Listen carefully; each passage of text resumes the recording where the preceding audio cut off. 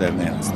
Orada Mervanilerin son hükümdarı Nasrüddevle Mansur ve eşi Siddunnas orada yatıyorlar. Tam olarak nerede hocam? Böyle parmağınıza gösterirseniz. Tam olarak şeyde şu Dicle Nehri'ne bakan tarafta surlara bitişik yapmışlar. Yani surun üzerindedir. Seriyorlar fakat mesela dedim ya bu sabah da baktım. Bu sabah başka bir konu bakarken Eylül üzerine bu ara bir şey yazıyoruz, bir makale yazıyor. Bir tane yazdım.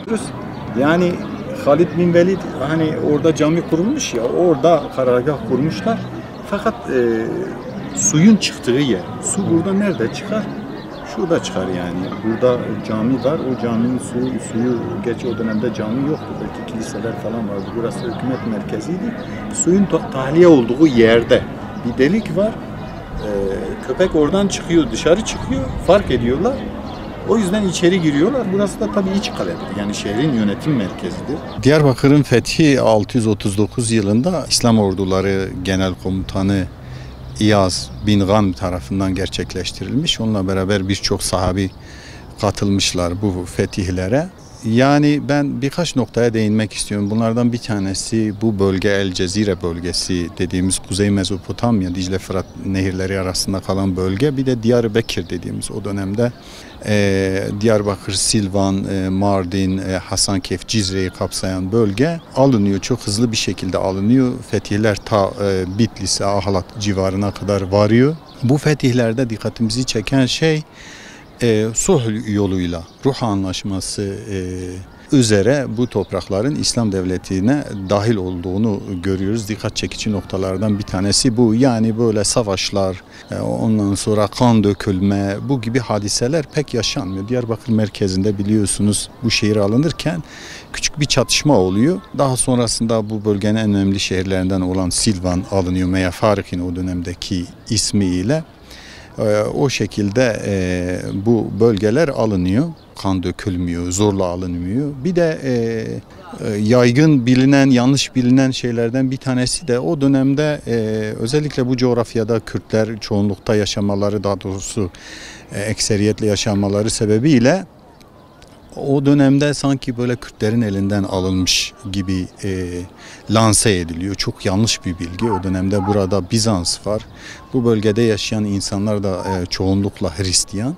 Yani Bizans'ın elinden Müslümanlar alıyorlar. Tabii bu nasıl yansıyor? Yani bu bölgedeki insanlara ne şekilde yansıyor? Biliyorsunuz son dönemlerde ideolojik tarih okuması var. Bu bölgede yaygın. Özellikle medeniyet serüvenlerini tamamlamamış, o yolculuğu tamamlamamış toplumlar arasında ideolojik tarih okuması görülüyor. Bizde de maalesef o şekilde daha katı bir şekilde görülüyor bu ideolojik tarih okuması. Burada haşır neşir olduğumuz kadarıyla 3 millet İslamiyet'e geçtikten sonra gerçekten çok büyük yol alıyorlar. Çok büyük terakki elde ediyorlar. Bunlardan bir tanesi Araplar. O dönem bu bölgeye gelmişler. İlk olarak burayı fethedenler onlar. Araplar yani öyle bir insan yetiştiriyorlar ki peygamber bir daha yani insanlık var olduğu müddetçe Araplar başka birisini yetiştirme ihtiyacı duymayacaklar. Çünkü bugün baktığımız zaman yani İngiltere'den Avustralya'ya, Amerika'ya her tarafta neredeyse her şehirde işte Arapça ezan okunuyor. Müslümanlar dünyanın her tarafına yayılmış. Araplar o dönemde öyle izler bıraktılar ki bunlar saymakla bitmez. Gerçekten Araplar bu dinle yani kimsenin olmadığı kadar müşerref oldular. Yani kendi kabuklarını kırdılar. Dünyanın her tarafına yayıldılar. Her alanda çok büyük şeyler gerçekleştirdiler ve peygamberin dokunduğu insanlar da gerçekten yani müthiş insanlar olup çıktılar. Bir tanesi de Türkler. Yani Türkler o dönemde şamanizmin sığlığından yani çok böyle derin ufuklara açıldılar. Ondan sonra Orta Asya'nın o çadır kültüründen Türkler Konstantinye'nin saraylarına geldiler. Samarra şehrine geldiler. Abbasilerin kurmuş olduğu modern şehirlere geldiler. Osmanlı gibi neredeyse bütün İslam coğrafyasını yöneten 623 sene boyunca yöneten çok büyük medeniyetler kurdular. Büyük Selçukluları kurdular. Yani inanılmaz şeyler yaptılar Türkler.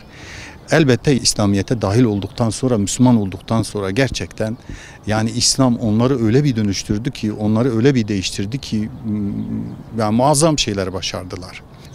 Bir tanesi de yani biz burada yaşayan insanlar, yani Kürtler de gerçekten İslam sayesinde çok büyük bir mesafe kat ettiler.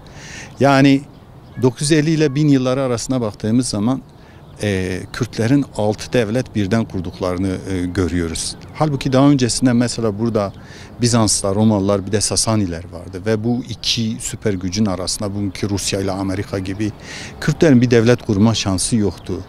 Ondan sonraki süreçte Safeviler, Osmanlılar döneminde, daha önceki dönemlerde hakikaten böyle bir fırsat yoktu. Fakat Kürtler de İslam'la tanıştıktan sonra çok büyük şeyler başardılar. İşte dediğimiz üzere yani belki kimse çok fazla bilmiyordur. 950 ile 1000 tarihleri arasında 6 devlet birden kurdular. Ondan sonra çoğunlukla dağlarda yaşıyorlardı Kürtler. Ovalara indiler. İşte yani o dönemde mesela herkes yanlış bilir. Yani burada Kürt nüfusu çok fazla yoktu belki. Bunu kimse pek fazla bilmiyor ve buraları Müslümanların elinde değildi.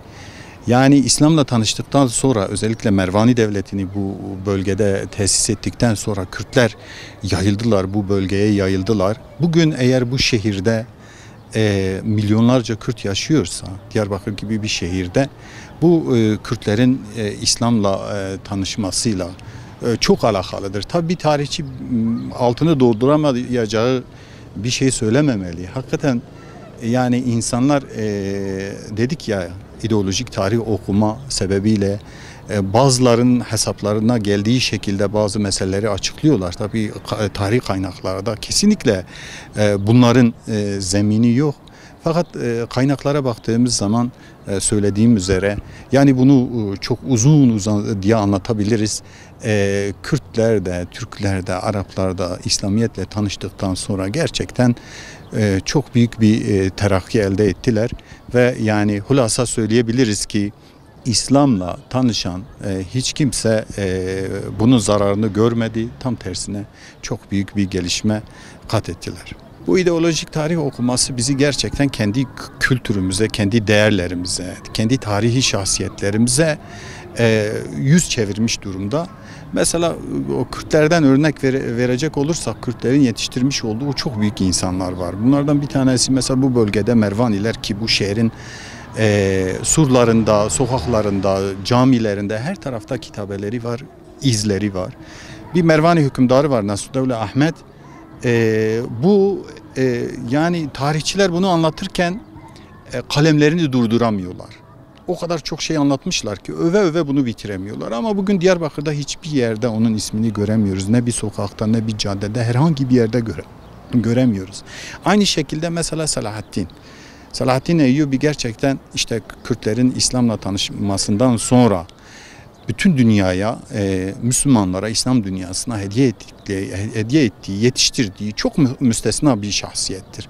Ama bugün Selahaddin'den bahsederken de bu ideolojik bir şekilde tarihi okuyan insanlar onu da öteliyorlar. Selahaddin ne yapmış diyorlar. Mesela Kürtler için ne yapmış diyorlar. Bu şekilde eleştiriyorlar ve neredeyse Selahaddin niye sosyalist değil gibi onu demedikleri kalıyor. Yani bu şekilde bakıyorlar. Bu da bizi hakikaten uzun süreler boyunca yetiştirdiğimiz tarihi şahsiyetlerden, kültürden, medeniyetten koparıyor ve böylelikle ne olduğu belirsiz bir hale geliyoruz. Yani son dönemlerde özellikle bu bölgede yerleşen işte dedik ya ideolojik tarih okumaları neticesinde yerleşen yanlış düşüncelerden bir tanesi de sanki hani bir fethi değil de istila olmuş şekilde tanıtıyorlar. Tabii Orta Çağ'ı anlayabilmek için kendi şartlarında o dönemi değerlendirmek gerekiyor. O kaynakları okumak gerekiyor. O dönemde insanların, devletlerin nasıl ne şekilde birbirleriyle muhatap olduklarını bilmek gerekiyor. O zamanın şartlarında değerlendirmek gerekiyor. Yani bu bir istila değildi. Bu Kürtlerin aleyhine olan bir şey değildi. Biraz önce de anlattığımız üzere. Yani Bugün Diyarbakır şehri, bu şehirde eğer Kahire ekseriyetle burada Kürtler yaşıyorsa hakikaten Kürtlerin İslamiyetle tanışmalarıyla çok alakalıdır. Yani bunun kesinlikle faydası olmuştur. Yani bu bölge Araplar tarafından alındıktan sonra yoğun bir şekilde Arap nüfusu buraya yerleştiriyor. İşte Diyarbakır ismi oradan geliyor. Diyarbakır diyorlar, Bekir kabilesinin diyarı, o isim bu şehre bugün kalmış. Yani o derece etkilemiş, düşünebiliyor musunuz? Ve Arap aşiretleri buraya yerleştirdikten sonra aslında Kürtlere de bu kapıları açıyorlar. Sonrasında Emeviler, Abbasiler yönetiminden sonra burada Şeyhoğulları geliyor. Kısa bir müddet, yaklaşık 30 yıl buraya hakim oluyorlar. Sonrasında yine Araplar, Hamdaniler buraya egemen oluyor. Fakat sonradan işte dedik ya, yani daha çok böyle doğuda yaşayan Kürtler buraya geliyorlar ve burada Mervaniler denilen bir devlet kuruyorlar. Bu Mervanilere bu kapıyı açan İslamiyetle tanışmalarıdır. Tanıştıktan sonra bu taraflara yöneliyorlar ve bu bölgeye dağılıyorlar. Yani belki Türkler noktasında da eleştiriliyor mesela. Aslında Kürtlerin Türklerle tanışmaları, iki halkın da Müslüman olmaları, beraber yol almaları da Anadolu'nun daha batısına yayılmalarına sebep oluyor. Yani bugünkü harita, bugünkü nüfus haritasına eğer bakarsak, böyle bir tablo ortada varsa, gerçekten bunun altını çizerek söylüyorum. Hani o kaynaklara, ortaçağ kaynaklarına hakim birisi olarak söylüyorum. Türklerin Müslüman olmasıyla çok alakalıdır. Tamamen onun sayesinde olmuştur diyebilirim. Çünkü eğer öncesinde belirttiğimiz üzere çok büyük imparatorluklar vardı, büyük güçler vardı bu coğrafyada ve Kürtler açısından düşünürsek, yani bunları yıkıp burada hükümran olmaları çok zordu. Fakat işte çeşitli dönemlerde Mervaniler döneminde, Eyyubiler döneminde Kürtler bu toprakları yönettiler. Osmanlılar da aslında bu bölge Osmanlılara vergi veriyor ama öyle bir imtiyaz tanımışlar. Osmanlı Devleti'nin hakimiyeti altındayken aslında Kürtler kendi kendilerini yönetiyorlar. O sayede burada Melai Ceziri gibi, Ahmedi Hani gibi çok bugün bütün dünyanın tanıdığı insanlar yetişiyor ve Kürt dili, Kürt kültürü bugüne kadar gelebiliyor, yaşayabiliyor.